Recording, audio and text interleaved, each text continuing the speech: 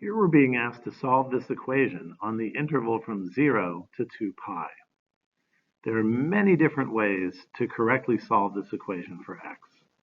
I'm about to show you the first one that crossed my mind.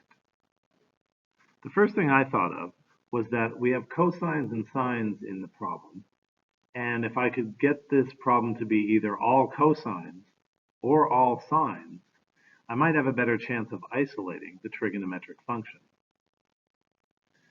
So I decided to replace sine squared with 1 minus cosine squared.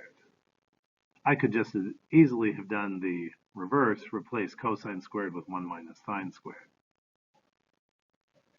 Continuing, I then distributed the negative, and from this point it was just basic algebra, combining like terms,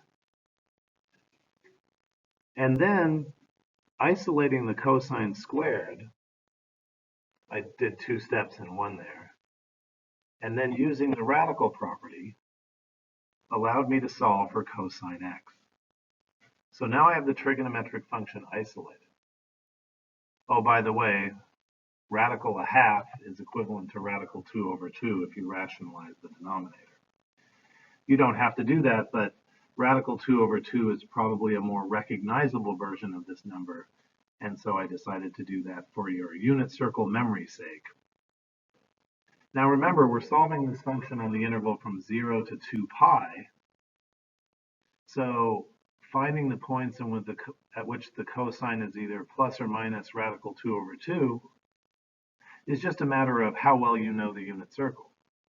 If, as you should, you know the unit circle really well by now, then you know that these are the 4 arcs that terminate at the points whose cosine is either plus or minus radical 2 over 2. And that completes this problem.